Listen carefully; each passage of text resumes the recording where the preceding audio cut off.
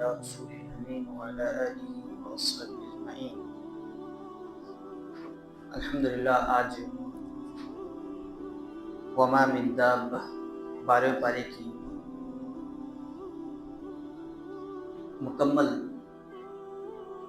تلاوت ہم نے تراویح میں سنی. تو الحمدللہ اس پارے کے اندر سورہ ہود مکمل ہوا اور سورہ یوسف کی 52 آیتیں تلاوت کی. تو اس طرح کل اس پارے کے اندر 170 آیتیں آج ہم نے سنا. تو اس پارے کے اندر آیت نمبر 6 میں اللہ رب العالمین نے تمام جانداروں کی روزی کا مالک اللہ ہے. اس بات کی وضاحت تھی کہ اللہ تعالیٰ دنیا کے اندر جتنے بھی جاندار ہیں، چاہے وہ انس ہو یا چرند پرند ہو، نباتات ہو، جتنے بھی جاندار ہیں، ان ساری چیزوں کا، ان سارے جانداروں کے رزق کا مالک اگر کوئی ہے وہ صرف اور صرف اللہ رب العالمین کے ساتھ ہے. اور اسی کے ساتھ ساتھ تخلیق کائنات کا مقصد انسانیت کے اعمال کی آزمائش، یعنی یہ کائنات اللہ رب العالمین نے جو بنائی ہے اس کا واحد مقصد صرف اور صرف یہ تھا کہ لوگوں کی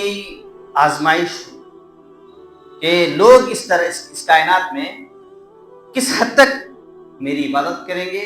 اور کون لوگ ہوں گے جو میری بات کرنے والے ہوں گے اور کون لوگ ہوں گے جو میری بات نہیں کرنے والے ہوں گے. یہی مقصد کے تحت اللہ رب العالمین نے اس کائنات کو بنایا ہے. اور اسی کے ساتھ ساتھ انسانی فطرت کی ناشکری آیت نمبر 9 اور 10 میں بیان کیے گئے کہ انسان ایک ایسا ہے، پتلا ہے، جب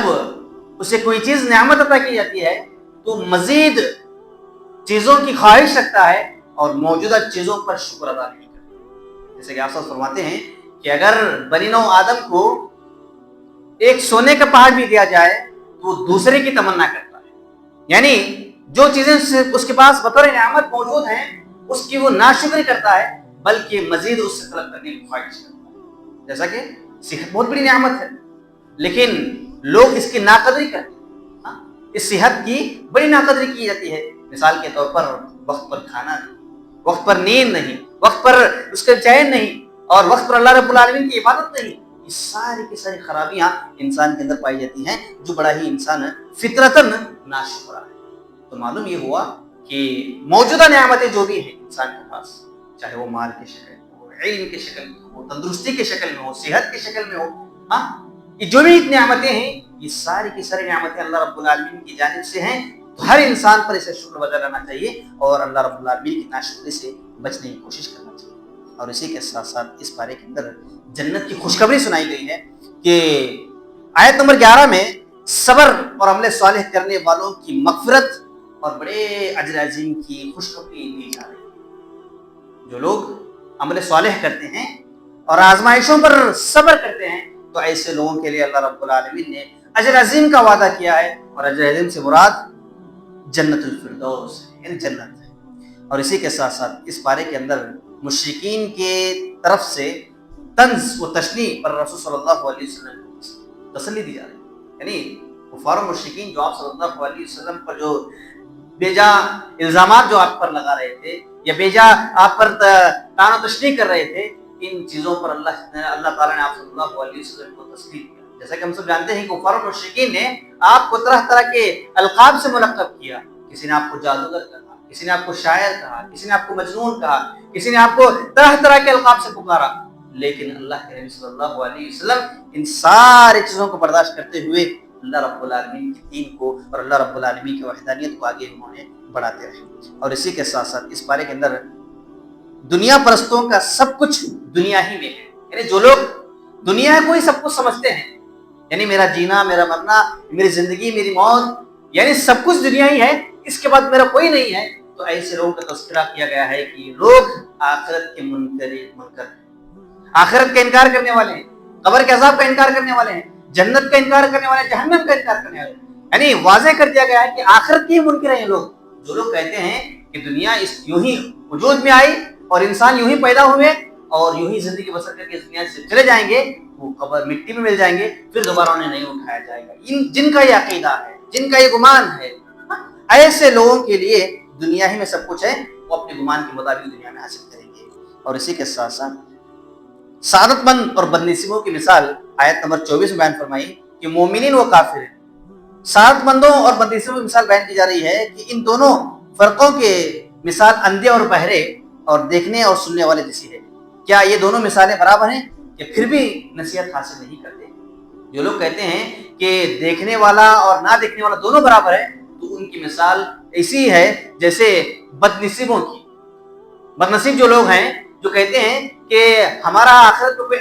سزا ہمارے لیے نہیں مقرر نہیں کی گئی ہے، یا ہمارے لیے آخرت میں کوئی جزا مقرر نہیں کیا گیا ہے، جن کا یہ گمان ہے کہ صرف دنیا کے اندر سب برابر ہیں، سب کے اعمال اور سب کی گناہ ان کی کوئی اعتبار نہیں ہے، تو ان کا یہ کہنا یہ غلط ہے کہ جو شخص کہتا ہے کہ اندھا بھی اور دیکھنے والا دونوں برابر ہیں، تو اس کی نادانی ہے، اس کی بیوقوفی ہے۔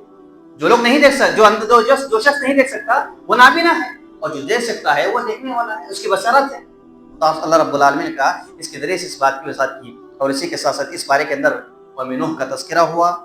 اور رسول اللہ صلی اللہ علیہ وسلم کو سابقہ اقوام کے جو بھی واقعات تھے ان سب کچھ چیزوں کو سکھایا، کیونکہ اس وقت اللہ کے نبی صلی اللہ علیہ وسلم اور مکہ کے اندر جو لوگ تھے پچھلی امتوں کے بارے میں نہیں جانتے تھے، خاص کر قوم شعیب، قوم ہود، قوم نوح، کیسے اللہ رب العالمین پر ان پر اللہ رب العالمین نے عذاب نازل کیا، اور کیسے وہ لوگ اللہ رب العالمین نے نافرمانی کی۔ اللہ رب العالمین نے بذریعہ وہی آپ صلی اللہ علیہ وسلم کو ایک ایک قوم کا تذکرہ کیا، اور کس طرح اس قوم والوں نے اللہ رب العالمین کی اس نافرمانی کی وجہ سے اللہ تعالیٰ نے ذلت و رسوائی کا سامنا کیا۔ تو اللہ رب العالمین نے اس پارے کے اندر سارے قوموں کا تذکرہ کیا، اور یہاں تک کہ سورہ ہود کا مکمل یہاں پر اختتام ہوا۔ پھر اس کے بعد سورہ یوسف کی 50 آیتیں آج کی تراویح میں پڑھی گئی۔ اس پارے کے اندر، اس سورہ کے اندر سب سے پہلے عربی زبان کی اہمیت کو اجاگر کیا گیا۔ اللہ تعالیٰ نے فرمایا کہ عربی زبان کی فضیلت کی خبر دی گئی کہ اللہ تعالیٰ نے قرآن مجید عربی زبان میں نازل فرمایا، اور جنت کی جو زبان ہوگی وہ عربی زبان ہے، اور خبر کے اندر جو سوالات ہوں گے وہ عربی زبان کے اندر ہوں گے۔ یعنی گویا یہ کہ دنیا کے اندر جتنی بھی زبانیں ہیں ان ساری زبانوں میں سب سے افضل زبان اور سب سے بڑا درجہ اگر کسی زبان کا ہے وہ عربی زبان کا ہے۔ اس لیے اللہ تعالیٰ نے عربی زبان کی فضیلت کو اس سورت کے اندر نازل کی، نے بتائی۔ اور اسی کے ساتھ ساتھ اس پارے کے اندر جیسا کہ نام ہی سورہ یوسف رکھا گیا ہے، حضرت یوسف علیہ السلام کی مکمل زندگی کا تذکرہ اس کے اندر ہوا، کیسے ان کے بھائیوں نے ان کے ساتھ بدعہدی کی، ان کے والد کو کس طرح انہوں نے دھوکہ دیا، پھر کیسے اللہ رب العالمین نے حضرت یوسف علیہ السلام کو اس کنویں سے نکال کر کے عزیز مصر کے حوالے کیا کہ ایک قافلہ وہاں سے رونما ہو رہا تھا، تو انہوں نے پانی کی غرض سے جب کنویں کے اندر اپنے ڈول کو ڈالا تو حضرت یوسف علیہ السلام اس ڈول سے باہر آئے۔ ان کافروں نے دیکھا کہ اتنا خوبصورت بچہ کس کا ہوگا، تو اسے حضرت یوسف علیہ السلام کو لے کر کے مصر کے بازار میں گئے، اور مصر کے بازار میں جا کر کے انہیں فروخت کیا، بیچا، اور وہاں پر جو بادشاہ تھا، جو وزیر تھا، اس نے خریدا، اس کا وہ نا اولاد تھا، اللہ تعالیٰ نے اسے اولاد سے نہیں نوازا تھا، تو وہ عزیز مصر نے اپنی بیوی سے کہا یہ خوبصورت بچہ ہے، ہم اسے پالیں گے، اس کی پرورش کریں گے، یہی اس کو ہم اپنا بیٹا بنا لیں گے۔ تو اللہ رب العالمین حضرت یوسف علیہ السلام کو ایک بہترین ٹھکانہ دیا۔ پھر اس کے بعد اللہ تعالیٰ نے ان کی پرورش وہاں پر کی، اور ایک وقت ایسا آیا کہ بادشاہ وقت کی بیوی جو تھی، یا اس وزیر کی جو بیوی تھی، بڑی بدنیتی کا شکار ہوئی اور غلط راہ روی کا شکار ہوئی۔ تو ایک دن وہ برے ارادے سے حضرت یوسف علیہ السلام کو اپنے کمرے میں بلائے، اور یہاں تک کہ کہتے ہیں کہ اللہ تعالیٰ نے حضرت یوسف علیہ السلام کو اس وقت اس ملکہ کے فریب سے یا اس کے مکر سے حضرت یوسف علیہ السلام کو بچا لیا۔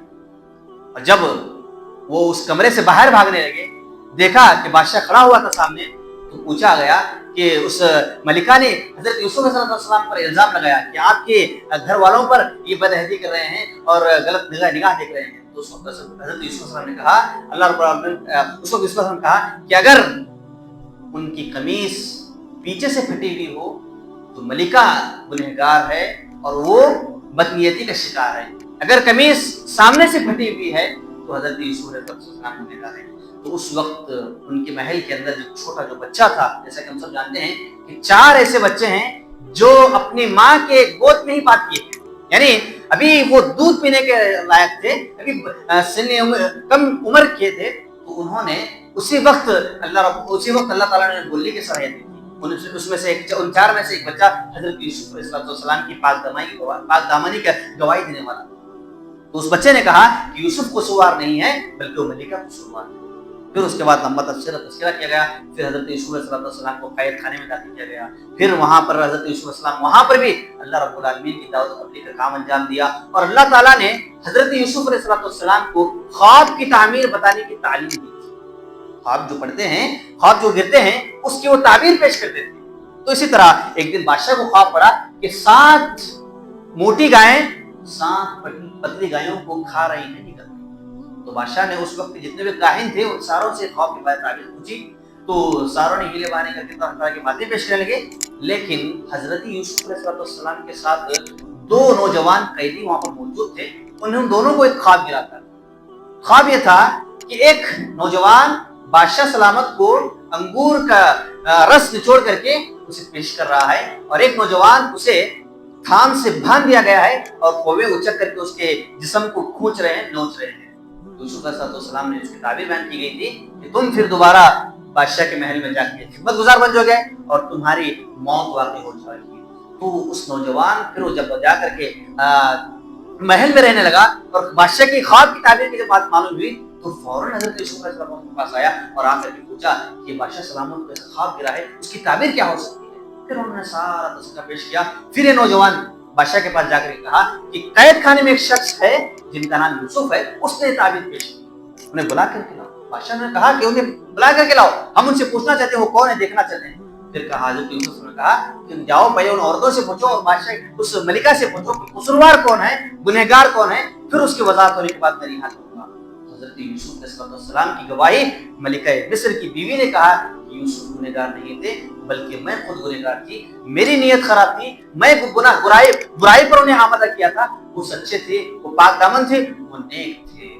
اللہ رب العالمین نے ان 50 آیتوں کے اندر اس کا تذکرہ کیا۔ پھر آگے کی آیتوں میں اللہ رب العالمین کو کیسے اللہ رب العالمین نے حضرت یوسف علیہ السلام کو بادشاہت کا مقام مرتبہ عطا کیا، آگے کی تفسیروں میں انشاءاللہ اس کا تذکرہ کیا جائے گا۔ اللہ تعالیٰ سے دعا ہے کہ اللہ تعالیٰ ہم تمام کو صحیح معنوں میں دین اسلام کی جو بھی تعلیمات ہیں ان تعلیمات پر ہو عمل کرتے ہوئے اللہ رب العالمین کی ذات سے اور اللہ رب العالمین کی ہمیشہ عبادت کرتے ہوئے زندگی بسر کرنے کا توفیق عطا فرمائے۔ الہ العالمین ہم تمام کے روزوں کو قبول عطا فرمائے، الہ العالمین ہم تمام کے تراویحوں کو قبول عطا فرمائے، الہ العالمین ہم تمام کے صدقہ و خیرات اور زکوٰۃ کو قبول عطا فرمائے، الہ العالمین ہم تمام کو قادم حیات دین اسلام پر قائم و دائم رہتے ہوئے زندگی بسر کرنے کی توفیق عطا فرمائے۔ آمین وآخر دعوانا الحمدللہ رب العالمین وما علینا الا البلاغ المبین۔